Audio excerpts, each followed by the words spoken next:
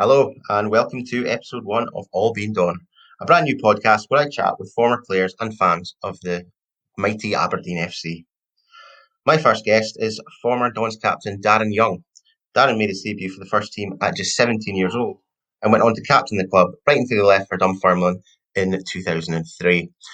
I was really enjoyed having Darren on, particularly for a first episode. To actually have the idea and then get somebody on was really good. I'd like to do more of these, and I have got a second guest lined up. More of that to come. And to keep up with that, make sure you follow us on Twitter and Instagram at All Being Done. And if you could share the podcast with your friends that you think might like it, and give it a wee review on iTunes, Spotify, or whatever else you listen to your podcast, that would be much appreciated. So, without further ado, let's just get straight into it, and let's get into our chat with Darren Young. Enjoy. So welcome to episode 1 of All Being Done with my first guest, Darren Young. Darren, thanks very much for coming on. Appreciate it. Let's start at the beginning. Growing up, really, who were your football heroes? Who did you like watching when you were growing up?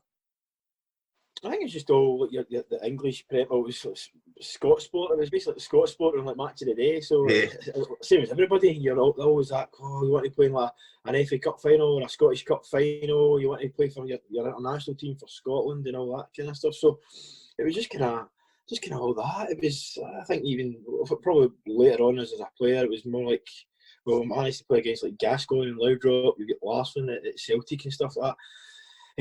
Probably guys like Keane, Vieira, all these type of guys. Yeah. Probably guys in your position. Were you always playing that sort of position, like when you were playing schoolboy and stuff?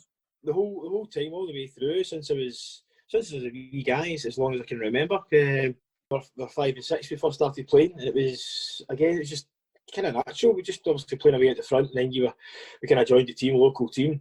We're doing that with Cath United after we were Cath United. With the boys club, we just kind of worked up our way kind of through. I then became a year older than Derek. Went to my kind of age group. Derek stayed at his age group. So it was great with that side of things. We've been so close together.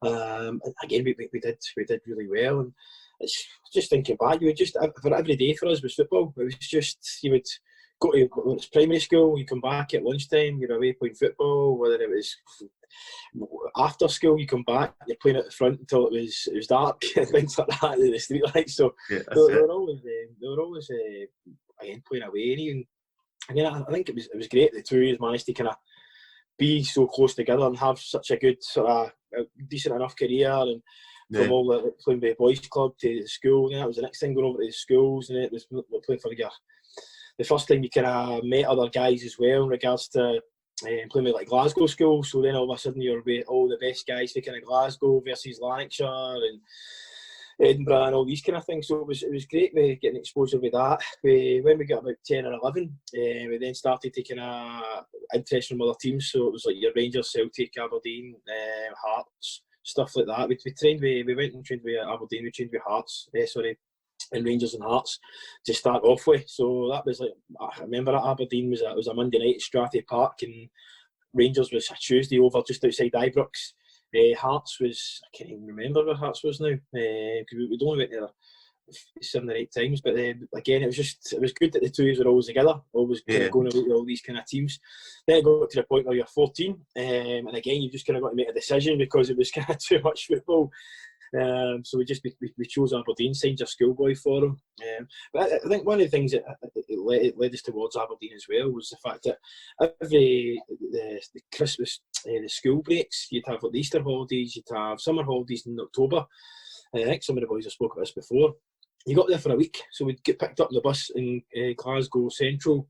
Got on the minibus, and then once we're up there, we'd obviously pick guys up for Dundee, like Phil Maguire, Kevin McNaughton, and then we'd all be up there training. So you're training, you're sitting in the reserve changing room, you get first team boys walking by, so it was amazing. Then you get out in the training pitch, and again, you're sitting training 50 yards away from the first team, and it's just kind of like you're trying your best to you're gawking, looking at that, wow, I wish that was me, and then you're obviously a wee boy. But again, we were doing that since we were about 11, 10 and 11, and then it was great. I think that's one of the appeals. You had like Stephen Wright, you had at the time Stevie Glass, kind of closer to my age, then you had Ian Jess, Scott Booth, all these guys coming through and getting chances in the first team. Derek Stilley as well, the big daft goalie. So, but no, it was brilliant, and that was kind of one of the things. I think there was more of a personal touch there, felt closer. And I think as well, at the time, Rangers and Celtic and all these teams, they were all signing guys for millions and millions of pounds. So you're sitting there looking, am I going to get a chance here? Am I going to get an opportunity to get in the first team and things like that? And you knew it was going to be harder to kind of do that. And again, just a lot of my friends were all kind of Rangers fans and things like that, but it was still my thing. My kind of heart was kind of set on going there and kind of doing well. And again, it was, for me, it worked out really well. I loved it. I loved my time there. I loved the city, I loved the place, and again, the fans were really good with me as well when I was up there. Because you made your debut really young as well. Were you 17 when you first made your debut? 17. Yeah. Was it? And that was that? See if my research is right here. Was that coming off the bench in the League Cup against Queen's Park then? Yeah, it was a midweek game. Came off the bench against Queen's Park. I remember I had a shot as well. I think it was only getting about 10, 15 minutes, and then I had a shot for about 15, 16 yards, and I was gutted because I never scored. But then that Saturday we played Hearts, and then we'd end up getting my debut there, my full debut and playing. But no, it was that day as well. Yeah. Oh no! Well, the other one as well, because I remember when I nearly scored in that game as well, and I had a shot and I hit off Dodgy's bum, and it went wide. Dodgy's got a big arse, so it's not good. But that's why he covers it up with the shirts, isn't it? That's why he's wearing a shirt. Right? Were you expecting to get near the first team at that age then, or was it a bit of a surprise? Probably not. My kind of mindset was, when I was going up there in the first season, we get kind of farmed out to the juniors, so it was in my head, it was like, right, try and get in the youth team, and then hopefully stay in the youth team. If you're doing that well, maybe get a wee chance at the reserves near the end of the season, something like that. But again, you're only 16, turning 17, so it was also a lot to ask. You're playing the year before, you're playing schoolboy football, you're playing under 16s, so you think you're going to go that quickly. But it worked really well. We went there. Started with the youth team, everything went really well. I think I scored something like 12 goals in 26 games. At the start of the season, we all got loaned out because we never kind of knew that was happening to the juniors. So I was with Crombie Sports, so I'm kind of no longer there. I played, I think it was the first 7 games. I scored a goal in a goal every game for the first 7 games. And then I played it kind of up till just before Christmas, and it was 10 goals in 15 games. So again, I was kind of buzzing, and again, everything just kind of came naturally. It was good to kind of play against that. You're just kind of playing against big sort of hairy arse bruiser, so I just want to kick lumps at you just because you play with Aberdeen, and again, a few choice words every now and then. But don't get me wrong, as much as a wee skinny guy, I gave as good as I got. So I think a few of them never liked that, and they'd be kind of chasing you around the park, but they weren't quick enough to kind of catch you. So you had that wee advantage over them. But that was the kind of first season, and then probably halfway through we get called back for the juniors, and then playing with the reserves for there to the end of the season.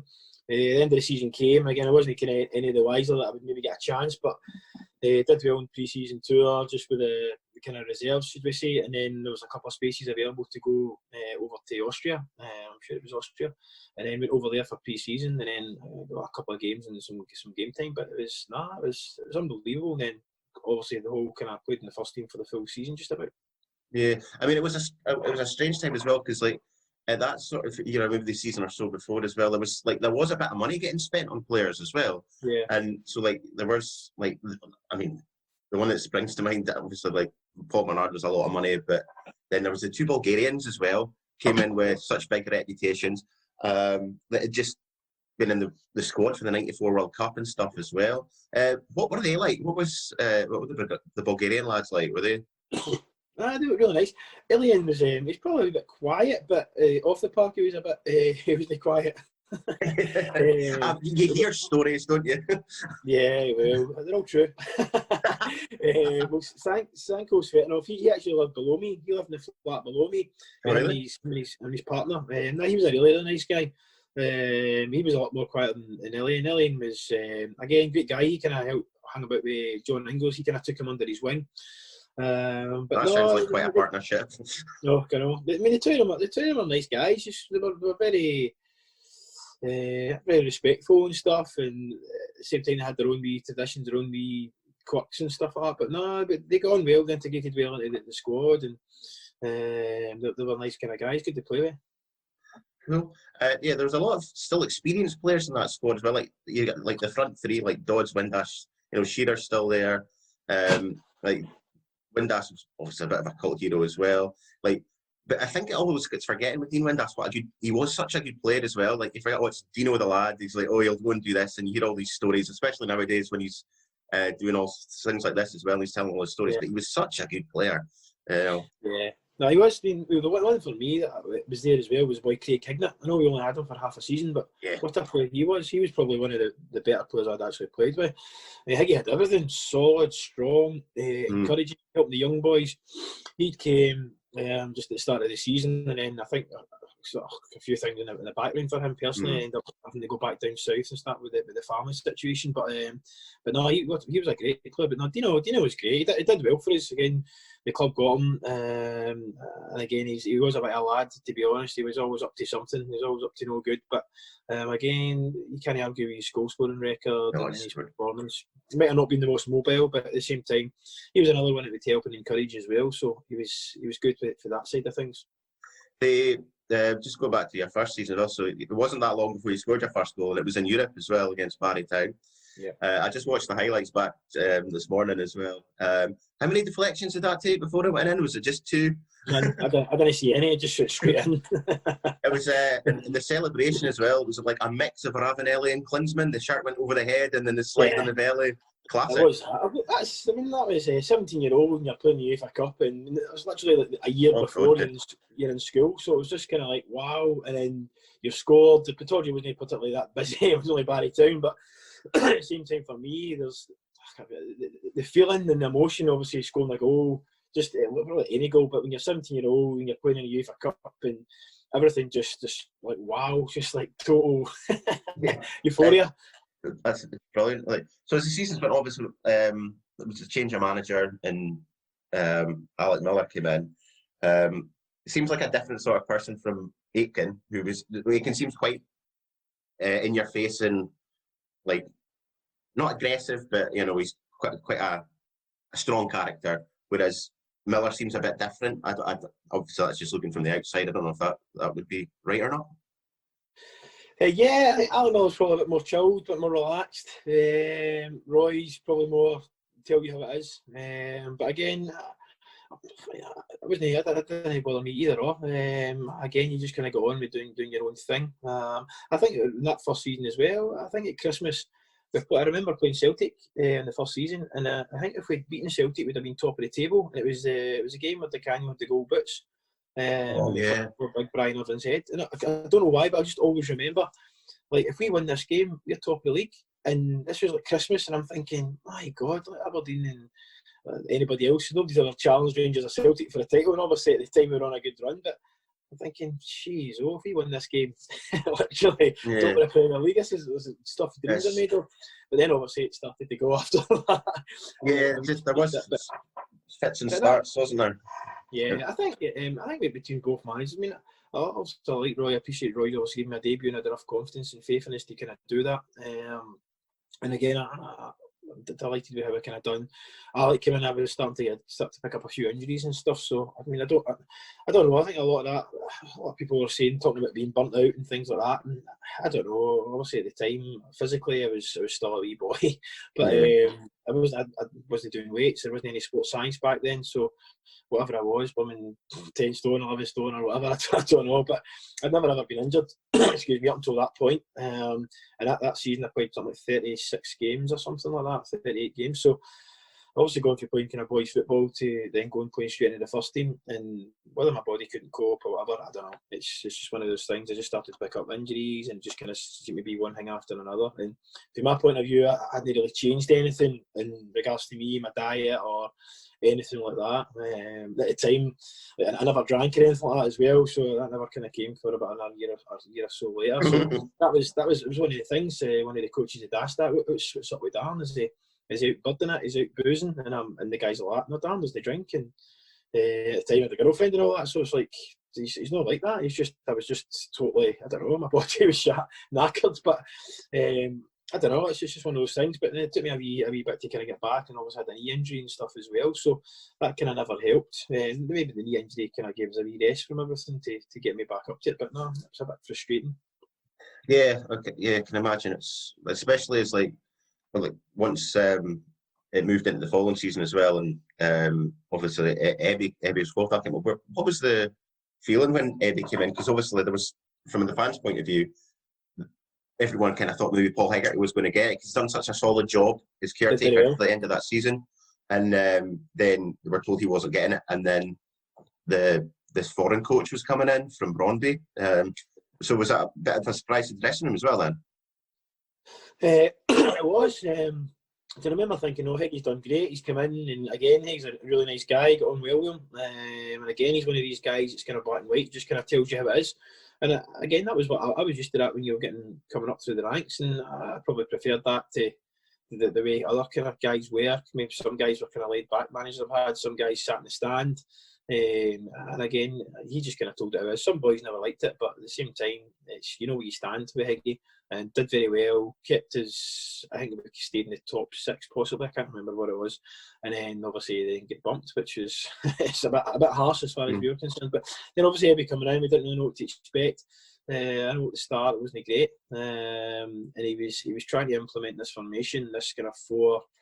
Well, so what they play now, 4-3-3. It was either 4-2-1-3 or 4-1-2-3 type of thing. And they found it hard to buy into it. And I remember we went about, I think it was 4 or 5 games. We kind of started the next season. It might have been started the next season. I'm sure it was, and it was like 4 or 5 games where the start of the season when we had no goals and no points and no goals and no wins, something like that. Yeah, I think it was like the first. I think the first win was the 6-5, wasn't it? No, I think it was 4-2 v Motherwell at home. I could be wrong because I remember Jesse scoring a goal from a corner. The ball came out, because I remember we were speaking to, it was Gardner Spears at the time. We were saying, look, Gardner, we really need to change here to 4-4-2. The boys on the learning it or buying into it or whatever. And I remember it wasn't really going that well.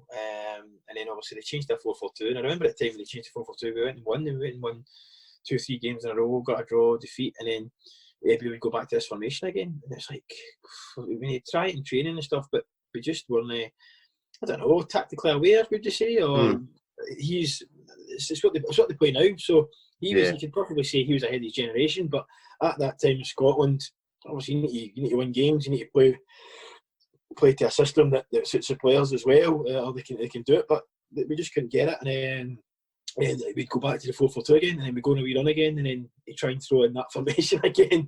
So, but no, it was, I mean, again, he had his own ways as well. There's some things that for me as a manager now, you kind of take bits and bobs for every wee coach and every manager, and there's bits and bobs that I kind of quite liked that he did as well. So it's just kind of being open-minded, and I think at times now, if you can kind of show players on video, if you can kind of show players analysis-wise or whatever, and you can kind of sit down and say that easier at full-time level than it is at part-time, but if you're there and you can say, right, this is why we want to do it, and then if you do this, then it creates either space or it drags a player out for the guys to get in behind or things like that. So I think if we'd maybe had a wee bit more of that, then they maybe would have kind of believed a wee bit more or bought into it a bit more. Yeah. But just because it never seemed to work, and we just kind of felt ourselves, I don't know, maybe it's just a mental thing for the players' point of view, because they just kind of knew 4-4-2, and that was it, 4-4-2, work hard, up and down the park.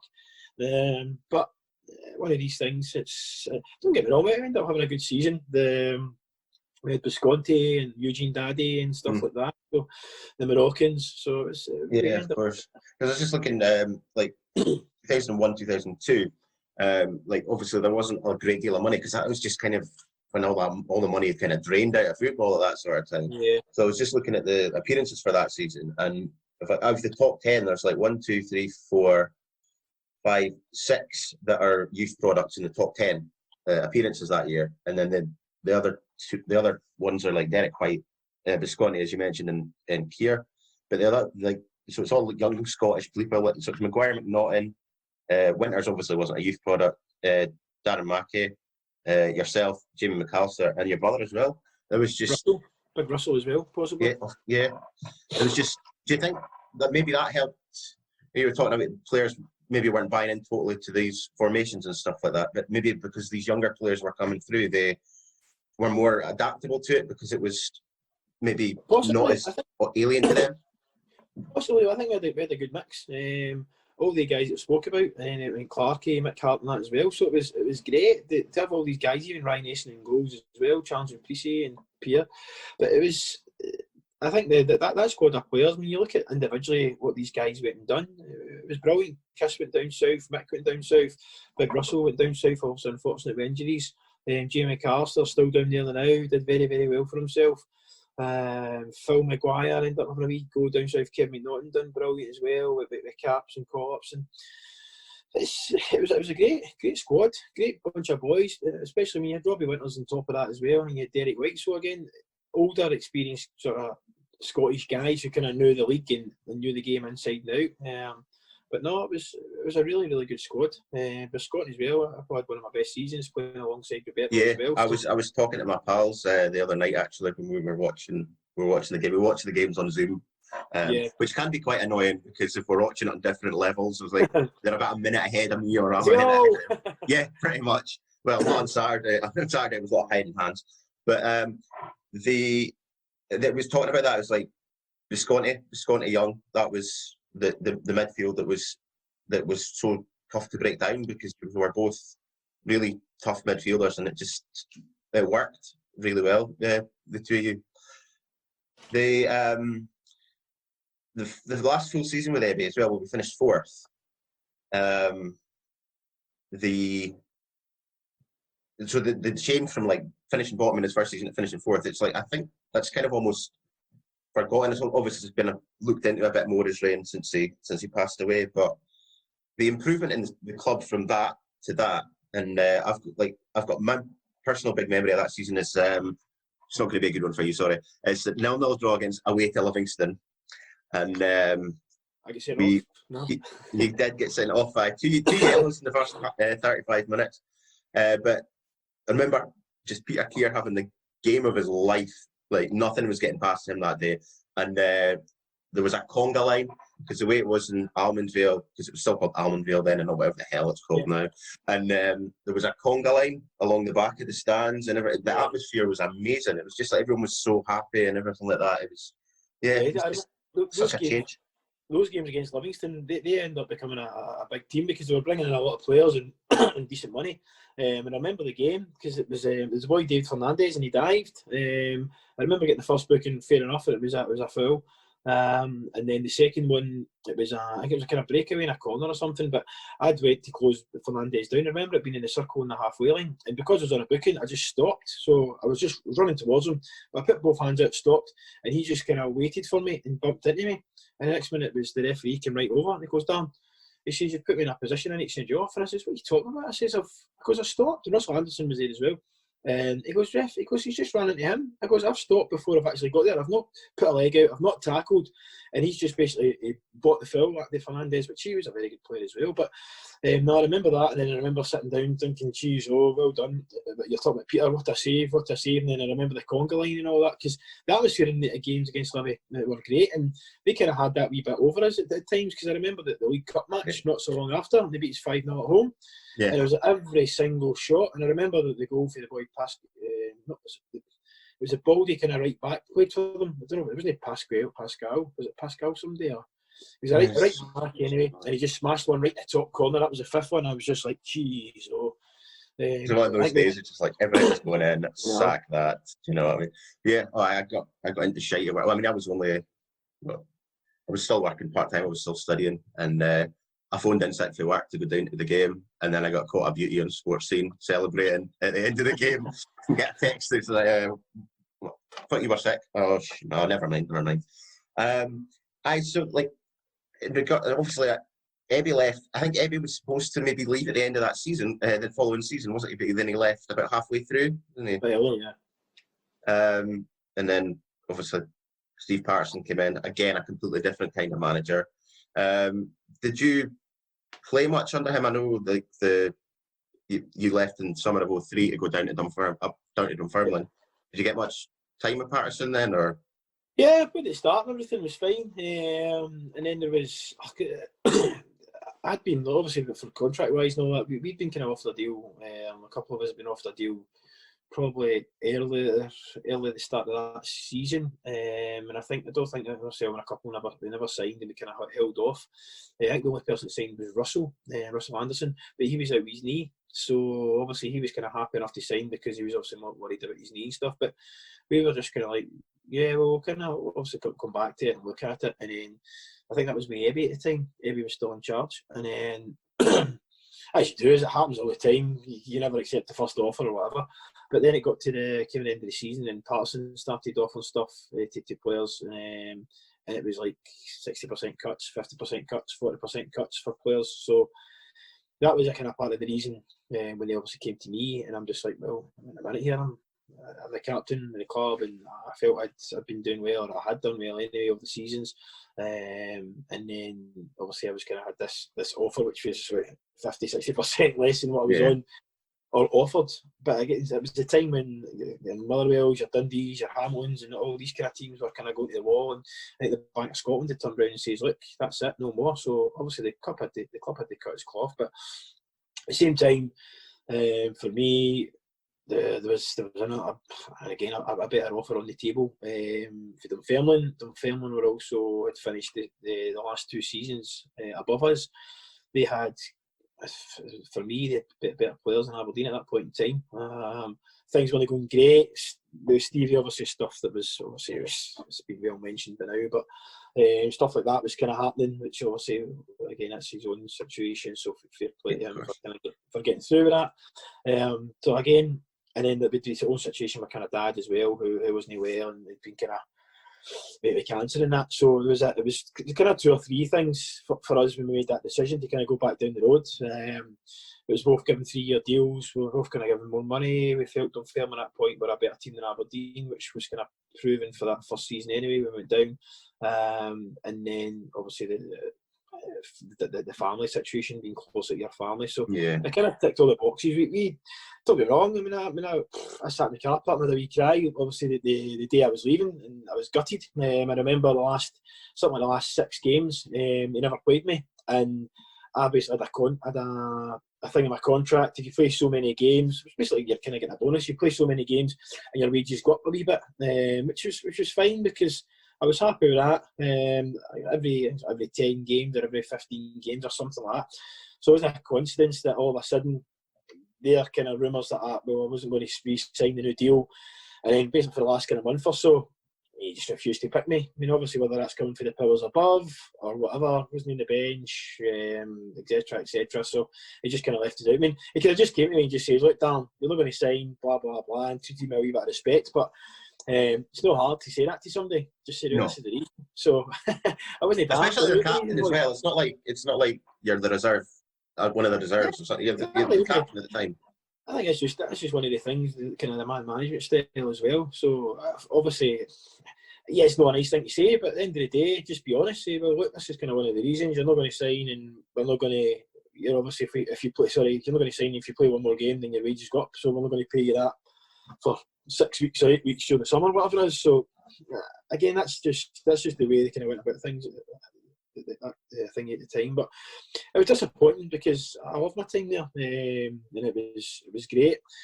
It was my upbringing, the whole lot, everything. Even way back to when I was like 10-year-old to 11-year-old. That's for me. I was always at Aberdeen. I was always there. I was up in Aberdeen. And even like when we were up there as kids, we were coming at times we'd be coming back down. That group of boys we had as well, the McAllister and Big David Lilly and all that, Derek. All the boys we used to come back down the road, whether it was Phil and Kevin McNaughton, and they'd all big convoy of cars, they'd go away to Dundee and we go back down to Glasgow like, when you've got a couple of days off and just things like that. And it was such a great togetherness. But it was good. I loved it. I'd love to have taken back there. I know Derek managed to go back up, and Jimmy was obviously looking for a certain type of player, and he took Derek back up, which was great because there was a lot of doubters around about Derek. But again, he went in and did very well. And I remember watching him playing against Atletico Madrid and stuff. So it was he kind of silenced his doubters and went back up there and did very well. It was what's your abiding memories from your time then? Like whether it be players you played with or just particular moments that just stick with you? Just everything. I mean, scoring that first goal, and my first season, obviously, just to make your debut when you're 17, to then score in Europe, then it was scoring the league. Then I remember the first ever time we went to Ibrox, we drew 2 each with Rangers, with Loudrup and Gascoigne in the team, and it was a last minute equaliser with Dodgy at the back post, and I was just about to tap it in. I can remember being at the back post and thinking, oh, here it comes, and then just about to tap it in. Dodgy just sneaked in front of me and slid it in. Again, everything's just, I think, thinking back to obviously Di Canio and his goal boots. If we'd actually won that game, we were sitting top of the league, playing Brøndby in Europe. Again, Kim Vilfort, I think they managed to get his top, which wasn't a thing back then, but I remember being a wee guy and just saying, oh God, I'm not going to have a chance at this ever again. And this is the guy, the Danish captain that won the European Championships, and it was when we were going in right at the very end, and I'm like, oh, could I get your top? And again, he gave me his top. He never wanted mine. I was actually going to ask you about tops, actually. Like you're saying, it wasn't a thing back then. Like I'm into collecting tops. I've got a few shirts that I like to collect. But did you ever get a lot of memorabilia, anything like that? No. Not really. No, it wasn't really a thing, to be fair.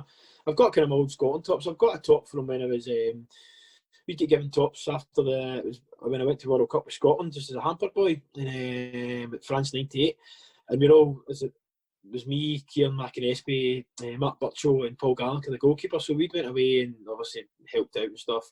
And it was I think it was Dan Jackson's top I got. So I've got like a France '98 kind of top with all the signatures and everything in it. That's cool. That's cool. It was funny about obviously your shirt because it had your full name on it for a period of time as well. So it was like armpit to armpit, and so I was like, I was going to ask you, like, you probably didn't see that many people wearing a Darren Young shirt because it was 50p a letter, I think. I know. I remember that. Because I was talking about you couldn't even do D Young, and it was have to be DA Young or DE Young. So but no, that was quite funny, to be fair. I've actually got one. In my collection with your full name on the back. I got it off eBay about 2 years ago. With the full armpit to armpit one, but they'd probably do something weird if he's played now and put nicknames or something on them or something like that, wouldn't they? Oh, possibly. Your Twitter handles, something like that. So, like, how are things going now then, East Fife? Great. We're really enjoying it. This is kind of starting the 4th season. Obviously, the 3rd season there was cut short by COVID, and again we're kind of pushing for the playoffs. So it'd be great if we could get that. We've never managed to get there, but no, I've had a great time. Every season, the very first season we're in, we've increased our points total in the league. But I think one of the things with that is, although we've increased the points total, we're a position down. The next season again, more points, a position down. But it's getting that competitive, and you've got so many guys. Yeah, so that many league is insane at the moment. It's like Cove, Falkirk, Park, Thistle, Airdrie. Even Cove, for me, we're looking at the start of the season, you're kind of looking at the teams, and they 3 teams are the teams you're kind of saying, right, they're obviously bigger spenders. Same with Cove, that they've kind of, you'd expect them to be up and in around about that area. So it's just stronger every year. Again, we got the season before there, and we'd managed to get to the semi-final of the Challenge Cup. We were playing Ross County up there, and again, it was the club had never done that. We got to the last kind of 16 in the Scottish Cup, and then we qualified last year through the League Cup section and got Rangers in the next round. So it's been great to get the wee achievements and to kind of break the wee barriers that have maybe not been done for a wee while. This season started off pretty slow. We've just got a game called off at the weekend with Clyde, which is for me is a wee bit of a disaster. And again, I'm a wee bit annoyed, to be honest, because the way it kind of went about. I know in the League Cup section, you were basically done for 3 points in a 3-0 victory for the other team. We got a list through on the Friday with about 15 players on it, and then all of a sudden, within XYZ time, the list had already changed, and they were saying we can't fulfil the fixture now. Now we'd looked at the list, and from the list, or the list of the squad players on the bench for the week before, there was 9 guys out, and then if you've got a minimum of 13 players, then you should still be able to play. Their list came over as 15, so whether all of a sudden within half an hour they've got another couple of guys who had COVID or something happened. So you're talking about a team having 10, 12 players out. So I think all that happens is a replay now in the league, which for me it needs to be consistent, doesn't it? It needs to be this or that. Again, I'm not. You just need to accept it and go on with it, but at the same time, I feel teams should get punished by it. Well, I think something should happen. I don't think. I think it can't just be that easy for teams just to say, right, we've got 5 or 6 players out, and then other people, I need to self-isolate. Because from that point of view, we don't find out who's self-isolating or X, Y, Z. But it's one of these things. I don't know. I need to see the actual ins and outs of the rules and all that. But for me, the players were gutted because they want to sort of get a game. If we played on Saturday, we could be sitting 5th, but we're actually sitting at the bottom now. So because we've got a game less and we've got a game in hand, and I guess it just shows you how tight the league's going to be. I mean, the league's going to be like that. We have had a hard start. I played Cove away and we were down to 10 men, and we're down to 9 men. It was a hard game. Partick away, Falkirk away. The 2 games I've had at home, I've managed to pick up 4 points out of 6. So it's just hopefully it'll leave itself out. Just the frustrating thing as well is it's only 3/4 of a season this year, so we kind of have to make do with that. But it's just one of these things, basically dealing and living with COVID. That is the issue, isn't it? It's just hope that all the clubs in the SPFL manage to get through it, like financially as well. That by the time things do go back to normal, that there are still the same number of clubs available to play. That's the main thing, isn't it? Yeah, cool. Well, all the best for the future at East Fife. Unless we draw you in the cup, of course. But Darren Young, thank you so much for taking the time to speak to me. Really appreciate it. No problem. All the best. Cheers, thanks, Paul. Speak to you soon. Right. Thanks for that. There we go. Thanks so much to Darren for giving the time to talk to me. And also thank you for listening. Again, if you'd enjoyed it, please share and review so more people can hear it. Episode 2 is going to be coming very soon, so keep a lookout for that. And we'll see you again soon for the next episode of All Being Dawn.